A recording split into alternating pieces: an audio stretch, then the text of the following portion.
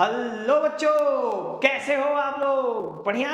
तो बेटा हम लोग फिर से आपके सामने आ गए हैं बहुत ही इंपॉर्टेंट टॉपिक लेके, जिसका नाम है कि बोर्ड की कॉपी कैसे भरनी है, फर्स्ट पार्ट। अब देखो फर्स्ट पार्ट का सेंस बेटा कि ये आपके सामने जो दिख रहा है ये है ओएमआर। ओएमआर का मतलब क्या है कि बेटा 17 तारीख को क्लास 10th वाले और 20 तारीख को बेटा क्लास 12th वाले अपने पहला पेपर प्रोवाइड देने वाले हैं, जबरदस्त साइंस स्ट्रीम वाले। ठीक है, क्योंकि 10th का पेपर बेटा 17 तारीख को मैथ होगा और आपका बेटा 12th का पेपर फिजिक्स स्टार्ट होने वाला 20 तारीख से। तो आपको जो दिखेगा कैसे करोगे भाई, 12th में जो है उसको तो एक बार कर चुका है, तो उसे तो बेटा कोई चीज की आवश्यकता नहीं है, लेकिन 10th तुम तो समझो क्योंकि आपका बेटा फर्स्ट टाइम है। तो अभी देखो मैं कुछ बताने जा रहा हूं बहुत ही जबरदस्त चीज, कैसे आपको ये ओएमआर शीट भरनी है ताकि कोई भी गलती की संभावना ना हो और आपका एग्जाम के दौरान बेटा थोड़ी भी गलती ना हो, ताकि आपका लैक ऑफ कॉन्फिडेंस ना हो, जिससे कि आप पेपर जबरदस्त करो। ठीक है, तो बेटा स्टार्ट करते हैं बिना समय गवाए हुए कि कैसे आपको हम बताएं कि आपको ओएमआर शीट कैसे भरनी है। तो स्टार्ट करते हैं बेटा। सबसे पहले तो आप बेटा यहाँ पे दो कॉलम देखोगे बड़े बड़े, ऐसी शीट आपके सामने आने वाली है, जिसमें बेटा ये है आपका लेफ्ट साइड, ये है राइट साइड। लेफ्ट साइड बेटा आपको सबसे ऊपर जो विजिबल हो रहा होगा वो होगा सब्जेक्ट। अब जैसा कि बेटा आपके पास मिला होगा एक एडमिट कार्ड, वो तभी मिलता है जब बेटा आप स्कूल का फीस पूरा क्लियर कर दोगे, तभी मिलता है वैसे तो,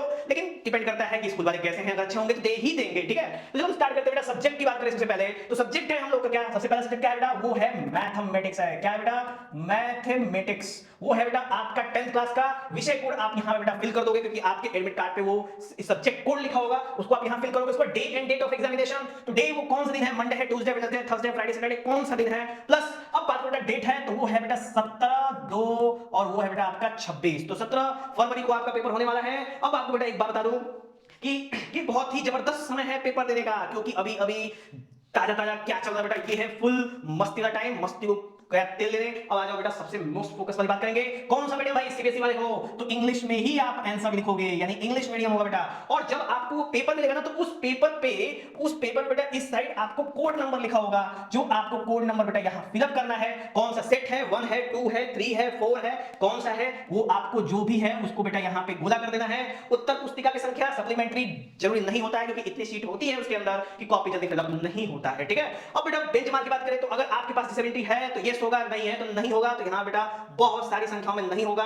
कोड ऑफ डिसेबिलिटी जब ये नहीं है तो इससे कोई मतलब नहीं है। ठीक है, ये भी बेटा आपको नहीं ही भरने के लिए आएगा और ये भी आपसे कोई मतलब नहीं है, क्योंकि ये सब बिल सब उनके लिए है जो फिजिकली डिसेबल हैं। लेकिन बेटा आप फिजिकली डिसेबल नहीं हो, आप हो नहीं, आप कुछ नहीं हो, मतलब आप सही हो बच्चे। ठीक है, भावनाओं को नहीं समझना है। ठीक है, तो आप लोग बिल्कुल सही हो और आप लोग बेटा पेपर देना है, तो बिल्कुल भी टेंशन लेने का बेटा, ध्यान देने का। नेक्स्ट पार्ट हमने करना है, यहां बेटा आप अपने सुनहरे अक्षरों से अपना नाम लिखोगे।